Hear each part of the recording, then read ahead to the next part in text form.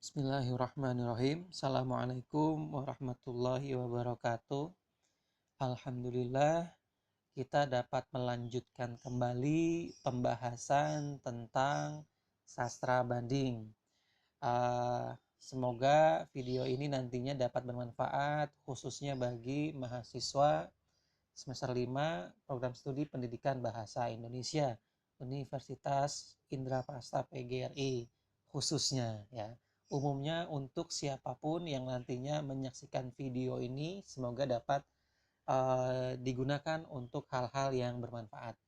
Kemudian dalam pertemuan kali ini kita akan membahas perihal metodologi penelitian sastra banding.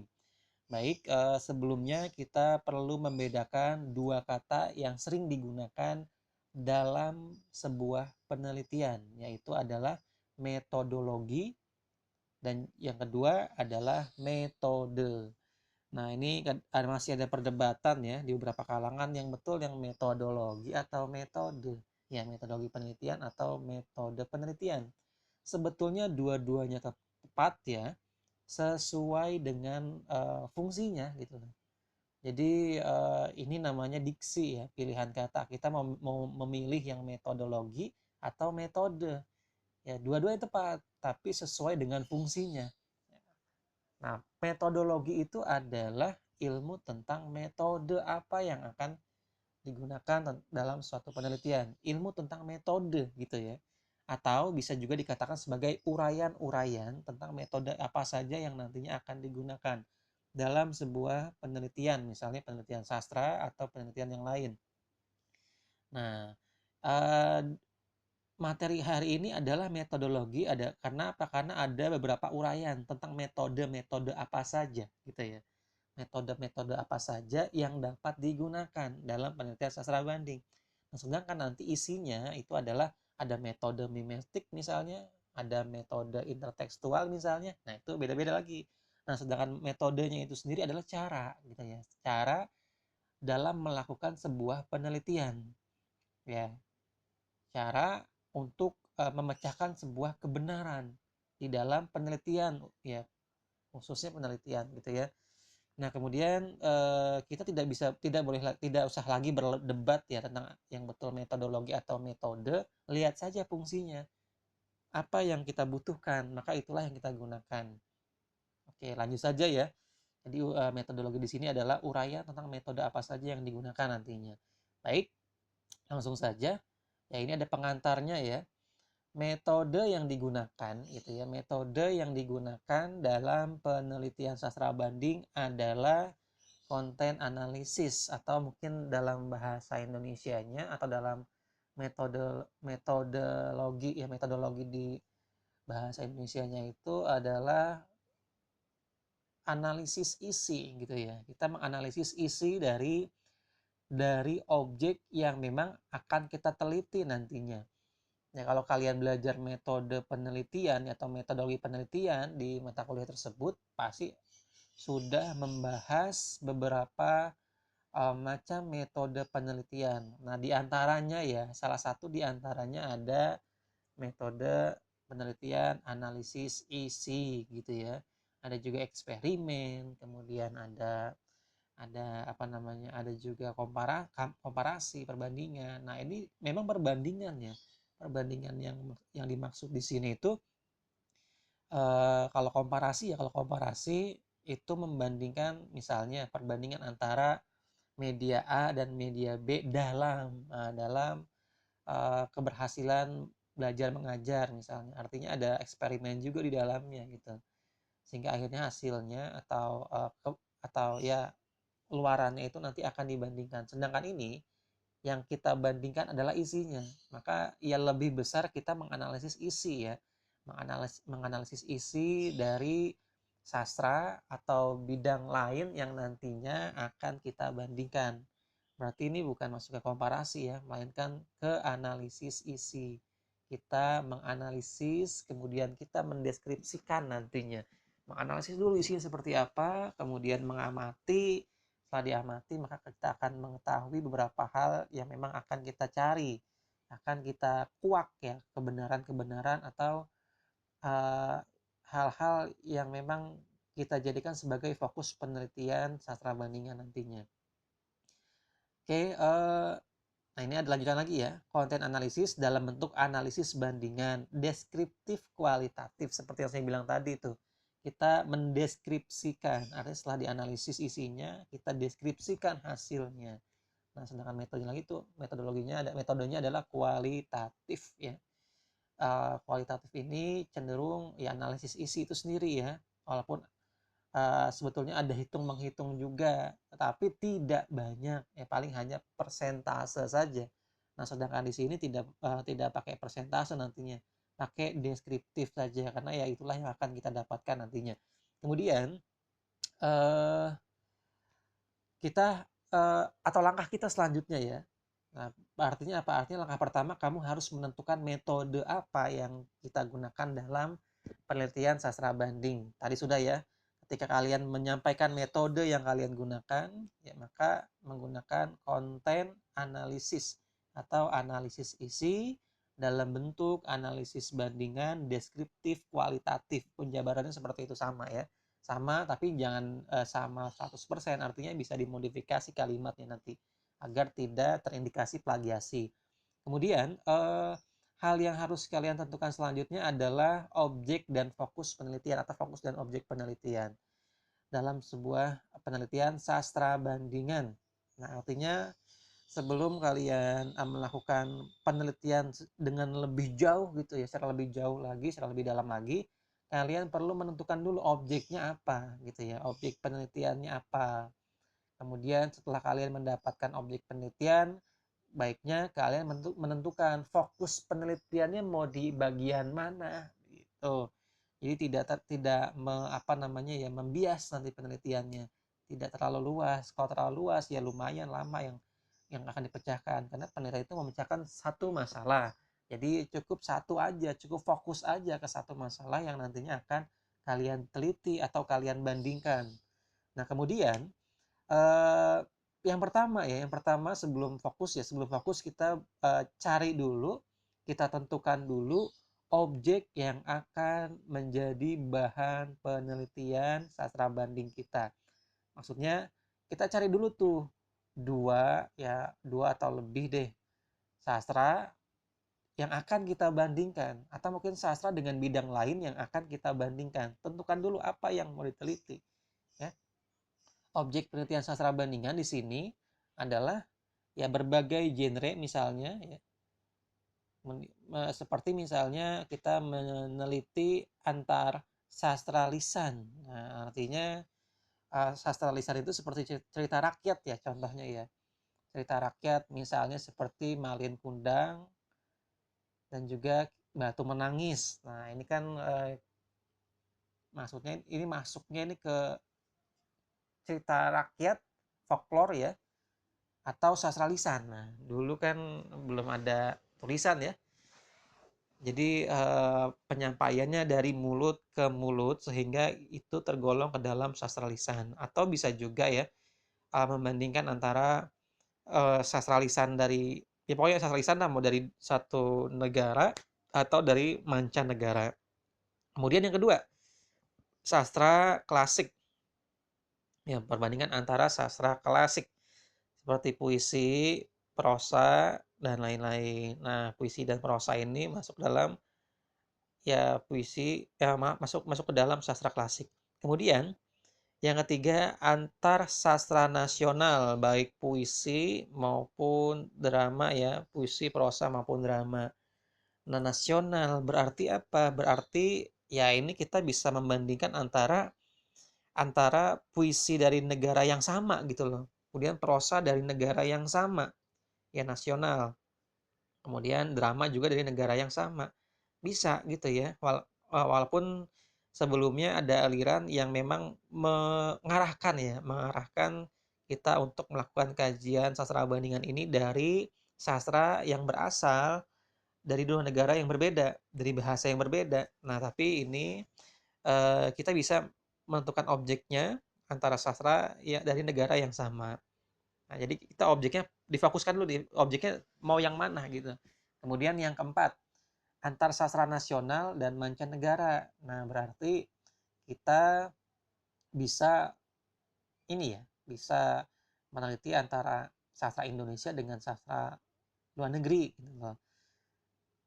Boleh kita menelitinya dari sastra terjemahan, walaupun sebetulnya ada sedikit banyak ya yang berubah ya, entah dari konten, entah dari ya penyesuaian terhadap terhadap kebudayaan Indonesia terhadap kultur Indonesia, sehingga ada beberapa sedikit penyesuaian ya, bukan perubahan tapi penyesuaian. Nah, objek di sini kita harus menentukan lebih dahulu dua karya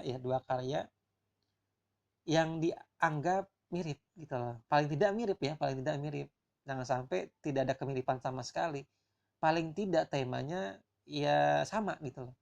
Malin Kundang dan Batu Menangis tadi itu kan ceritanya sebetulnya jauh gitu loh. Berbeda jauh perbedaannya. Perbedaan ya sama-sama temanya adalah kedurhakaan anak terhadap ibunya. Nah, kemudian di akhir hidupnya sama-sama dikutuk menjadi batu. Tapi jalan ceritanya berbeda gitu ya. Paling tidak ada kesamaan. Ya, kalau kita pilih objeknya seperti itu. Apa novel A dan novel B misalnya. Puisi A dan puisi B. Tapi saya sarankan untuk novel dengan novel ya. Biar apa tujuannya? Ya biar biar ada tantangannya, biar lebih luas lagi, biar lebih luas. Kalau puisi kan pendek tuh. Ya memang ya penafsirannya panjang ya, penafsiran panjang. Tapi ya mungkin lebih enak novel dulu aja. Ya kita belajar di novel dulu aja karena ya menafsirkan puisi itu lumayan sulit ya. Karena kita punya pandangan, belum tentu pandangan kita sama dengan pandangan orang lain. Walaupun bisa juga ya, bisa juga meneliti itu. Kemudian setelah kita menentukan objek apa saja, misalnya begini ya, misalnya kita menentukan objek yang akan saya bandingkan adalah kisah Sangkuriang dengan kisah Oedipus gitu ya, jadi kisah mancanegara itu ya, di Yunani sana atau Roma ya, saya lupa, maaf, nanti silakan dikoreksi. Nah, ini sama-sama kisah percintaan gitu ya, kisah percintaan antara anak dan orang tuanya ya. Ya sama-sama tidak disadari ya, sama-sama tidak disadari bahwa ya itu adalah anaknya gitu, itu adalah orang tuanya. Ada yang menikah, ada yang belum sempat menikah gitu. Nah, ini kan kita sudah menentukan step yang kedua setelah menentukan metodenya apa. Kemudian langkah selanjutnya adalah apa yang mau diteliti gitu, apa yang mau dibandingkan. Dapat tuh misalnya apapun lah yang kalian inginkan. Atau mungkin saya pernah mencontohkan misalnya ayat-ayat cinta dengan surga yang tak dirindukan. Nah, itu objeknya, objek penelitiannya misalnya seperti itu ya. Mudah, yang penting apa? Yang penting kalian punya punya dua karya sastra. Saya mengarahkannya ke karya sastra dulu aja ya. Walaupun di aliran Amerika itu juga bisa membebaskan membandingkan antara karya sastra dengan bidang lainnya. Tapi karya sastra dengan karya sastra dulu, walaupun nanti yang dikaji itu bidang kesehatannya misalnya atau bidang kebudayaannya misalnya. Setidaknya ya objeknya sastra dan sastra dulu saja. Kemudian setelah kita menentukan objek, langkah selanjutnya adalah menentukan fokus. Nah, fokus penelitiannya ini mau diarahkan kemana gitu. Nah, kita baca dulu nih. Fokus penelitian bergantung pada faktor apa yang dominan di dalam karya sastra yang akan diteliti. Nah, yang dapat mengetahui dominannya di mana adalah si pembacanya ini, si penelitinya ini. Artinya apa? Artinya yang meneliti ya paling tidak baca dulu, maka akan tahu, oh ada dua hal yang dominan di sini. Apa misalnya? Kebudayaan. Kalau misalnya dalam Sangkuriang, dalam Malin Kundang dan Kisah Batu Menangis itu memang ya kedurhakaan ceritanya, temanya adalah kedurhakaan. Tapi ada hal yang ingin kita fokuskan kemana, ke kebudayaannya. Ya. Ceritanya sama tentang kedurhakaan, itu nggak usah dibandingin karena sama-sama durhaka, sama-sama jadi batu nanti ujung kehidupannya. Ujung ceritanya jadi batu. Tetapi Tetapi ada satu hal yang memang kita bandingkan di sini apa? Misalnya kebudayaan. Kan saya sempat menyampaikan bahwa di Malin Kundang itu dapat tersirat sekali ya bahwa kebudayaan masyarakat Sumatera khususnya Padang itu menjunjung tinggi kebudayaannya seperti misalnya eh, merantau. Nah, Malin Kundang kan dikisahkan dia bisa sukses gitu ya, dia bisa jadi orang kaya, jadi saudagar setelah apa? Setelah dia merantau. Nah, ini menggambarkan memang kebudayaan orang Padang, Sumatera ini ya kebanyakan memiliki pandangan bahwa saya harus merantau jika memang saya ingin sukses. Ya itu kebanyakan begitu ya, walaupun ada beberapa yang memang tidak seperti itu. Tapi dari sini kisah Malin Kundang menggambarkan kebudayaan yang seperti itu. Nah, jika kita bandingkan dengan Batu Menangis, di sini tidak ada penjabaran anaknya merantau gitu, atau bahkan ibunya juga merantau, tidak. Tetapi apa? Tapi digambarkan bahwa mereka memanfaatkan kekayaan alam yang ada di sekitarnya, kemudian dijual gitu. Hasil jualan inilah yang bisa menjadikan mereka sukses, mereka kaya. Makanya yang bisa memanfaatkan kekayaan alam di sana mereka lah yang sukses. Nah, ini ada dua kebudayaan yang berbeda. Nah, berarti apa? Fokus yang akan kita teliti dalam penelitian sastra bandingan tersebut adalah dari kebudayaannya. Terlihat tuh, yang dominan kebudayaan, maka itulah yang akan diteliti. Nah, faktor yang dominan ini yang akan menentukan dasar teorinya nanti ya. Kalau misalnya yang dibandingin adalah kebudayaan seperti tadi, maka kita akan mencari teori-teori yang memang menjelaskan apa itu budaya gitu kan. Benar tidak kebudayaan kebudayaan masyarakat Sumatera itu sebagian besar didominasi dengan merantau misalnya. Maka cari teori-teori tentang itu. Cari teori-teori pendukung apakah sama ya. Apakah betul merantau itu adalah kebudayaan dari sebagian besar masyarakat Sumatera misalnya. Silakan kita cari teorinya, kita cari kebenarannya. Nah, cari juga teori-teori perihal sastra banding selain teori tentang kebudayaan. Mengapa kebudayaan? Karena ya itulah yang dominan, yang akan kita teliti, yang akan kita bandingkan. Atau dalam dalam dalam ayat-ayat cinta dan surga yang tak dirindukan itu ya sama-sama poligami ya, bukan poligami yang kita teliti, tapi cara berpoligaminya itu gitu loh.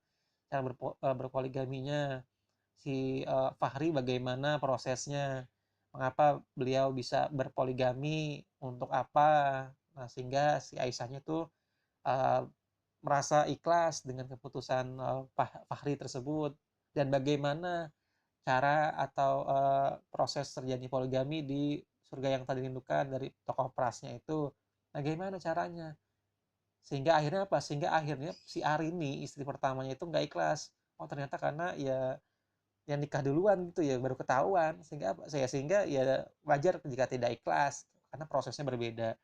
Nah, itu bisa dibandingkan tuh sosialnya misalnya, ya aspek sosialnya atau yang lainnya, itu kita kita bandingkan yang akan mendominasi perbandingan kita, atau dari segi agamanya, ya dari segi psikologinya.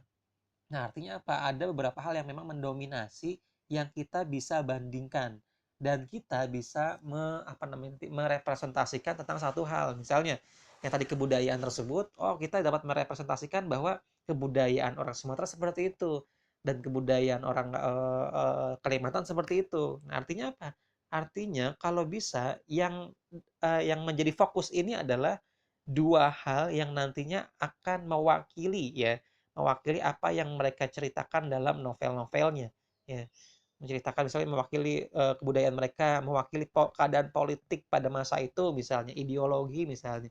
Artinya harus difokuskan mau kemana. Oke lah, anggaplah kita mencari fokus tersebut di proses terjadinya poligami ya, berarti sosialnya ya, gejolak sosialnya kita cari tuh data-data tentang itu kalau kita udah mendapatkan fokusnya ya.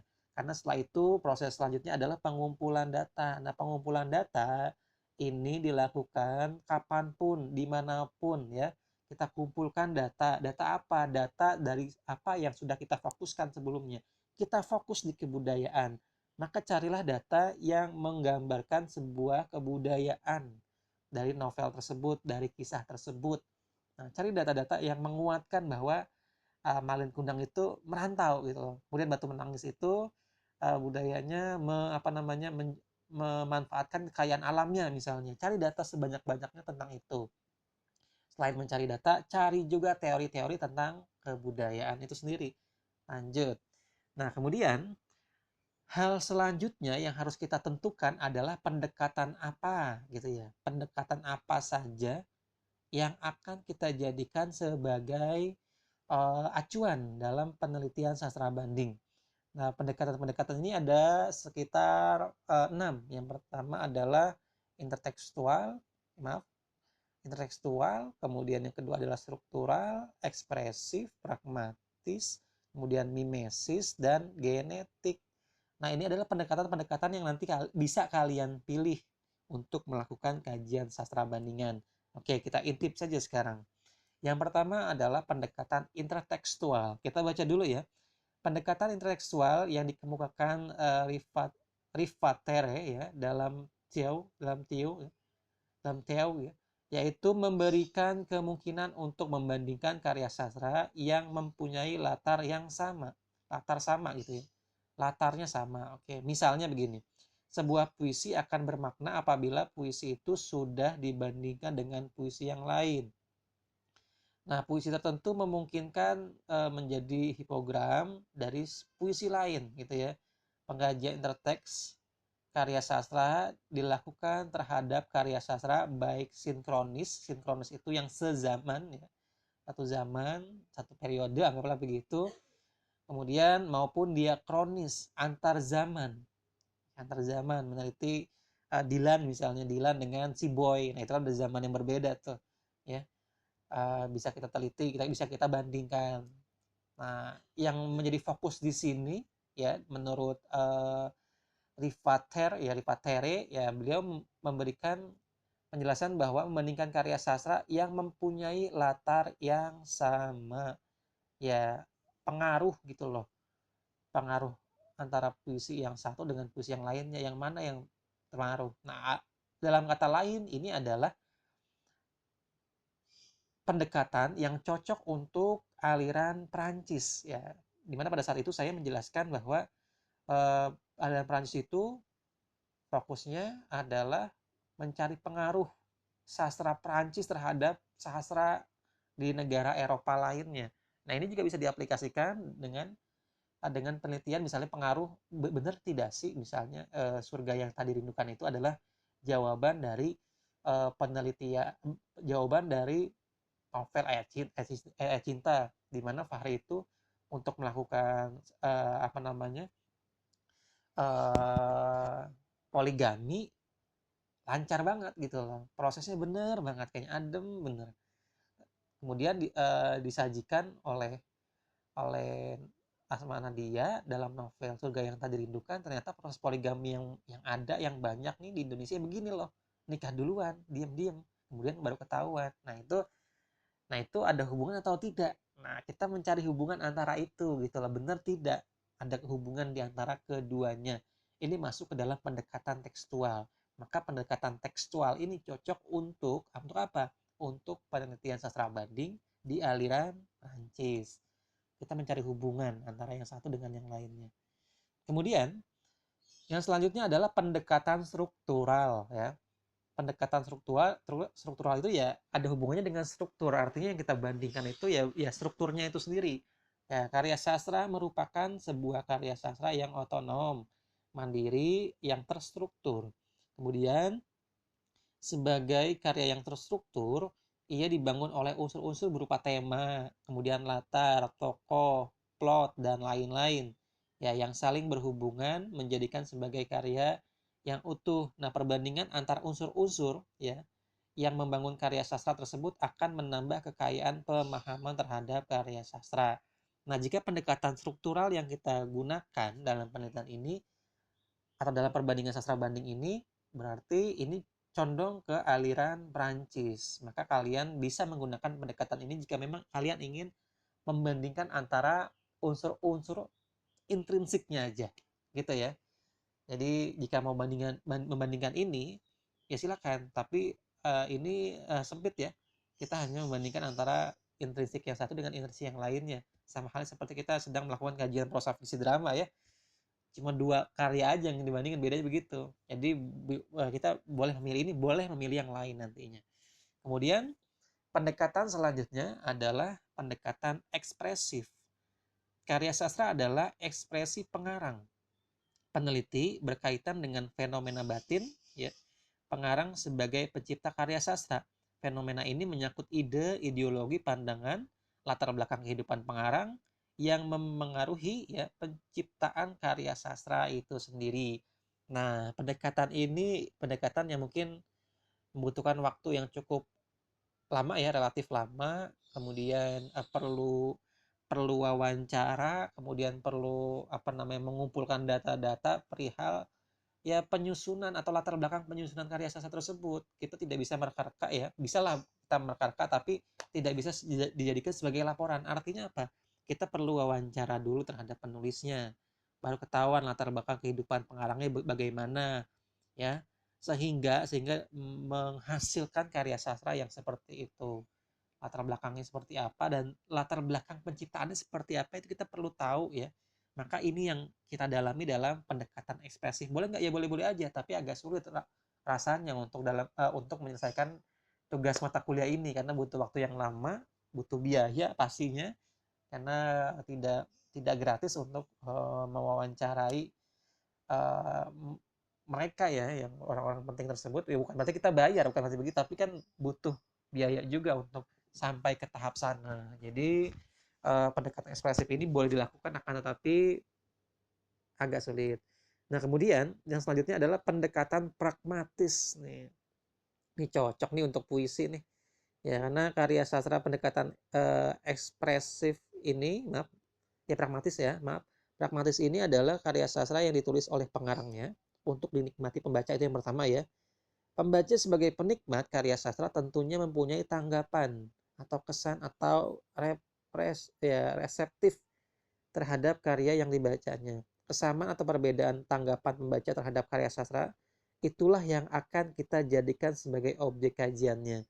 Nah, kalau ingin menggunakan pendekatan ini, kalian harus survei dulu ke para pembaca misalnya, para pembaca puisi terhadap makna yang mereka dapatkan, penafsiran yang mereka dapatkan dari sebuah puisi.